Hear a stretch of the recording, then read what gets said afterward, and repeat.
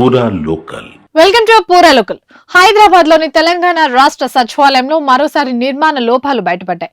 భవనం inner lawn లో CM మంత్రులు కాన్వాయ్ వెళ్లే మార్గంపై శకలాలు ఊడిపడ్డాయి. అయితే ఆ సమయంలో అక్కడ ఎవరూ లేకపోవడంతో ప్రమాదం తప్పినట్టు సెక్రటేరియట్ అధికారులు తెలిపారు. సచివాలయంలో 6వ అంతస్తు నుంచి పెద్ద పెచ్చు భాగం ఊడి అక్కడ పార్క్ చేసిన కారుపై పడింది.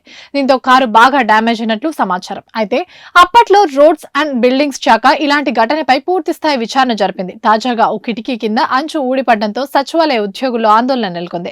ఇప్పటికే సచివాలయంలో పలు చోట్ల వాటర్ లీకేజ్లు, గోడలకు పగుళ్లు కనిపిస్తున్నాయి. ఇప్పుడు జరిగిన ఘటనపై జనరల్ అడ్మినిస్ట్రేషన్ విభాగం ఉన్నతాధికారులు విచారణ జరుగుతున్నట్లు తెలుస్తోంది.